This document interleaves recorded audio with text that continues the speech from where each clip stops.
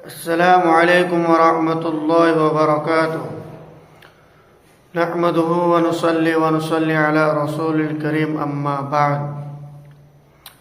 محترم دوستوں اور بزرگوں، آج ایک بہت ہی اہم بات لے کے آیا ہوں، صرف مؤذن اور اماموں کے لیے اور ان مسجدوں کے ذمہ داروں کے لیے بھی۔ میں آج اس لیے مجھے کہنا پڑ رہا ہے کہ آج امام اور مؤذن کا جو کام ہے وہ ہمیشہ انشاءاللہ کرتے رہتے ہیں، لیکن آج مسلمانوں کو کیا ہو گیا، کس چیز کا کمی ہے مسلمانوں کے پاس کہ امام کو اور مؤذن کو بہت ہی بڑی کمزور سمجھتا ہے امام اور مؤذن صاحب کو۔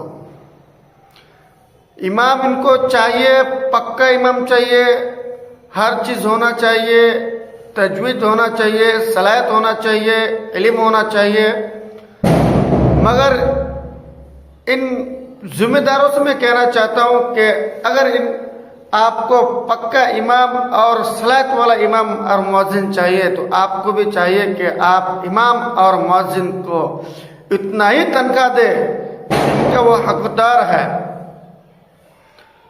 میں کہنا چاہتا ہوں مسلمانوں سے اور مسجد کے ذمہ داروں سے کہ آج کے زمانے میں 8,000 یا 10,000 سے کچھ ہونے والا نہیں ہے۔ کم از کم ایک امام صاحب یا مؤذن صاحب کا تنخواہ شروع ہونا چاہیے 20 سے 25,000 تک، کیونکہ آج ایک آدمی کا خرچہ جو ہوتا ہے مہینے میں کم سے کم 10,000 ہوتا ہے خرچہ، لیکن آج امام کو دی جا رہی ہے تنخواہ 10 سے 12,000 اور مؤذن صاحب کو صرف 8,000 دی جا رہی ہے۔ یہ کہاں کا انصاف ہے؟ یاد رکھنا، میں مسجد کے ذمہ داروں سے کہنا چاہتا ہوں بڑے احترام کے ساتھ، کل قیامت کے دن پکڑ ہوگی آپ کا، آپ کو جواب دینا پڑے گا۔ اللہ سبحانہ و تعالیٰ کہے گا میں نے آپ کے محلے میں بہت ہی صلاحیت مند امام بھیجا تھا، مگر آپ لوگوں نے قدر نہیں کی۔ آپ لوگوں کو آج تکلیف ہوگا کیونکہ آج دیوالی کا دن ہے، ہندو بھائی کا تہوار ہے، اس لیے ساؤنڈ میں کمی ہوگا کہ جو پٹاس ہوتا ہے ان کا ساؤنڈ آ سکتا ہے۔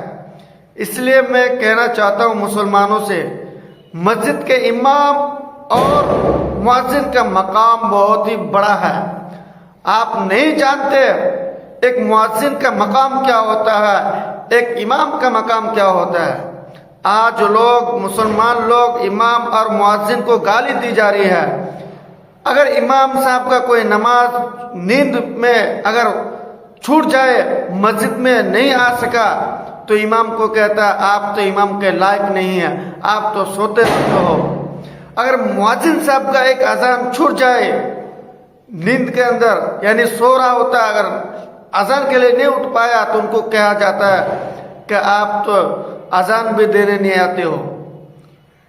مگر امام صاحب اور مؤذن صاحب کہہ دے کہ میں اس مسجد میں اتنے سال سے خدمت دے رہا ہوں، میرا تنخواہ بڑھائیے، تو اس بات کو اس وقت لی جاتی ہے جب امام صاحب یہ بات کہتے ہیں کہ میرا تنخواہ کو بڑھا دی جائے، اور مسجد کے ذمہ دار کہتا ہے آپ کا تو کام کرنے کا صحیح نہیں ہے، آپ صحیح کام نہیں کرتے۔ مسلمانوں، آج ہندوستان میں اسی چیز کا کمی ہے۔ اللہ نے ہم سب کو دیا ہے امام اور مؤذن، ان مؤذن اور اماموں کی قدر کریں آپ لوگ، ان مدرسوں کے آپ لوگ قدر کریں۔ آپ لوگ جو امام اور مؤذن رکھتے ہو کہاں سے بن کے آتے ہیں، کہاں سے تیار ہوتا ہے؟ یہ آپ کا گھر میں یا گھر میں تیار ہوتا ہے؟ گھر میں تیار کبھی بھی نہیں ہوگا۔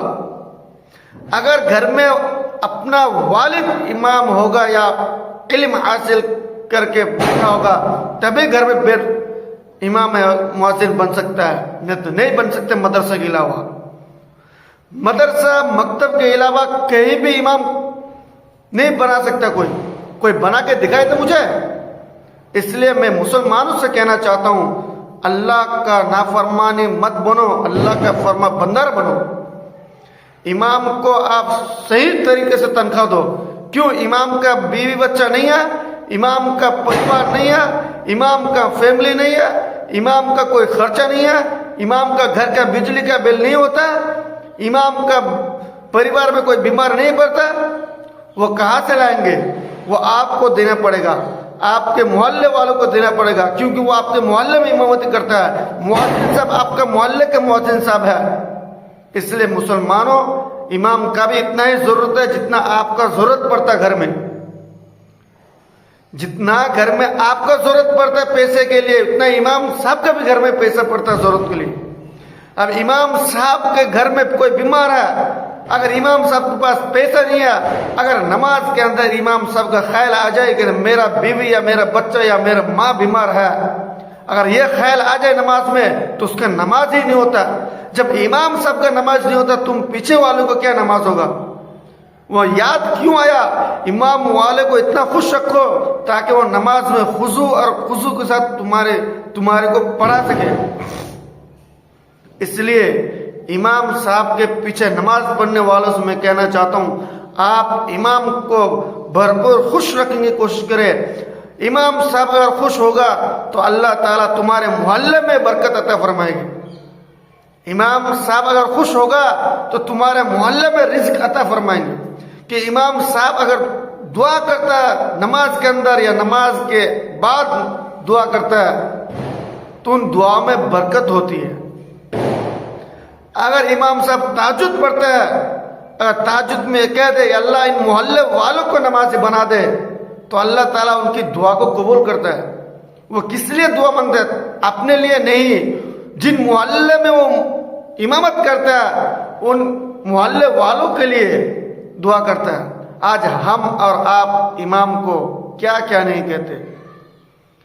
اگر امام صاحب کا تھوڑا نماز میں غلطی ہو گئی یا رکعت میں غلطی ہو گئی تو امام صاحب کو کہتے ہیں کہ آپ تو ہر چیز میں آپ غلط کرتے ہو۔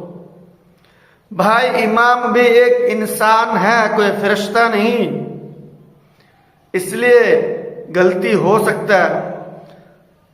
اگر میں آپ کا جگہ ہو جاتا یا آپ میرے جگہ ہو جاتے، مانا کہ میں مقتدی ہوں، آپ امام ہو، یا آپ مقتدی ہے یا میں امام ہوں، میرے جگہ پڑھا کے دیکھو۔ نماز پڑھانا کوئی معمولی بات نہیں ہے۔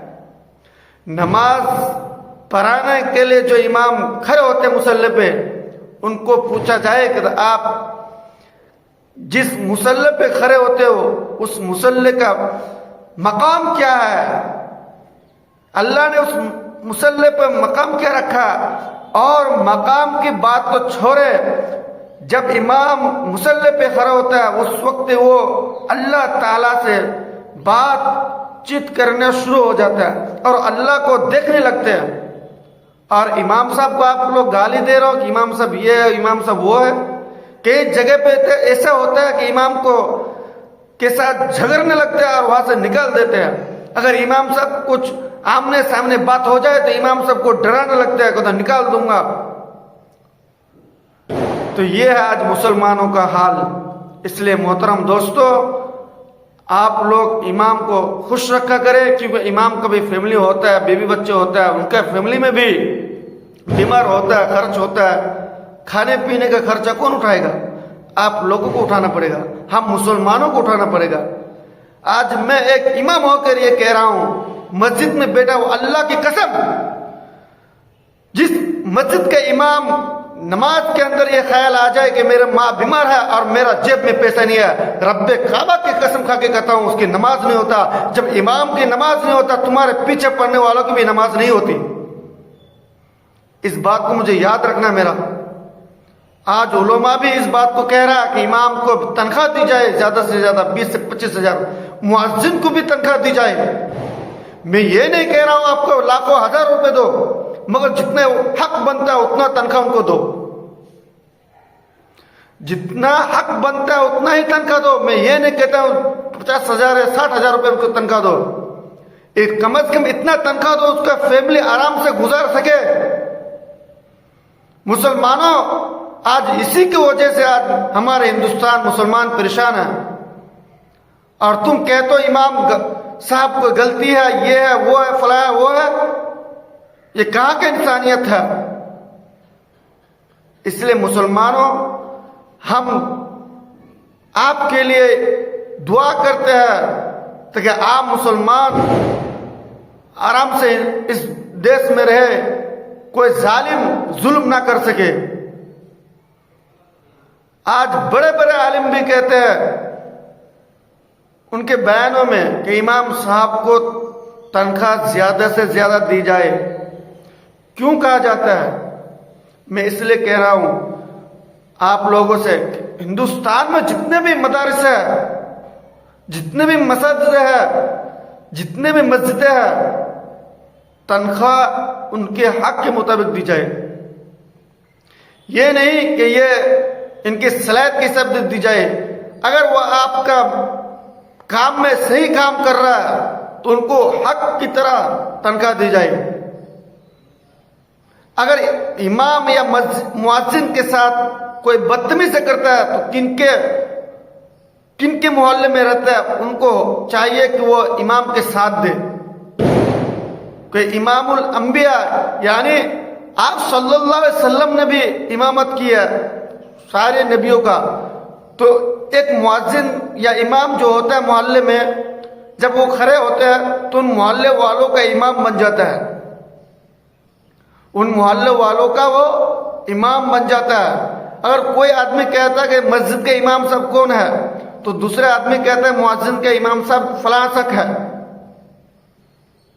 اس لیے آپ مسلمان یہ بات یاد رکھیں کہ امام کے ساتھ آپ بدتمیزی نہ کریں. بہت جگہ میں نے ایسا دیکھا امام اور مؤذن کے ساتھ بدتمیزی کی جاتی ہے. تمہارے پر کوئی حق نہیں بنتا. اگر یہی حال رہا، رب کعبہ کی قسم کھا کے کہتا ہوں میں، قیامت سے پہلے ایک وقت ایسا آئے گا اگر تم امام کو ڈھونڈنا چاہو گے، مسجد میں امام رکھنے چاہو گے تو آپ کو نہیں ملے گا. کیونکہ آپ نے امام کی بے قدر کی، آپ نے امام کی قدر نہیں کی، آپ نے مؤذن کی قدر نہیں کی. اس لیے اللہ تعالیٰ بھی کہہ رہا ہے ایک وقت ایسا آئے گا قیامت سے پہلے نماز پڑھنا جائے گا، پڑھ نہیں سکتے. امام کو ڈھونڈنا جائے گا مگر امام نہیں ملے گا.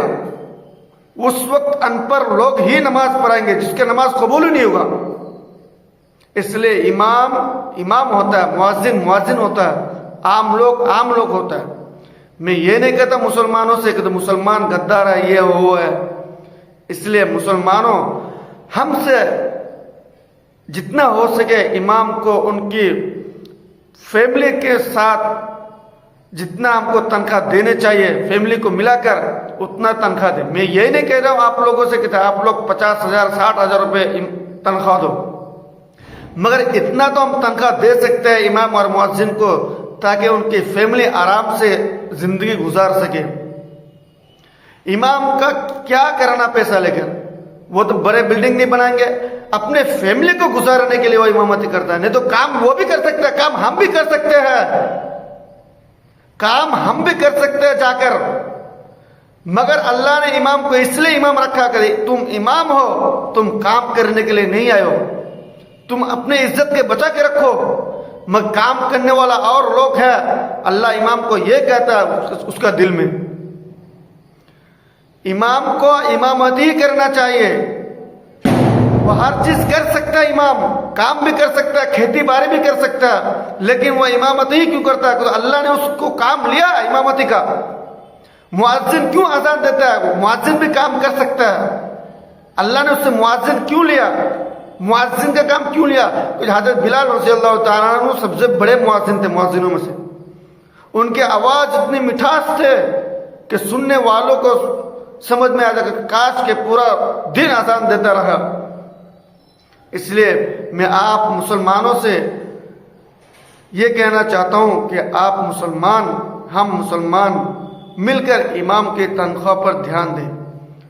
اس لیے دوستو، اگر کسی مسلمان بھائی کو برا لگا تو معاف کرنا اور ویڈیو کو آگے شیئر کر دینا. چینل میں پہلے مرتبہ ہو تو سبسکرائب کر لینا.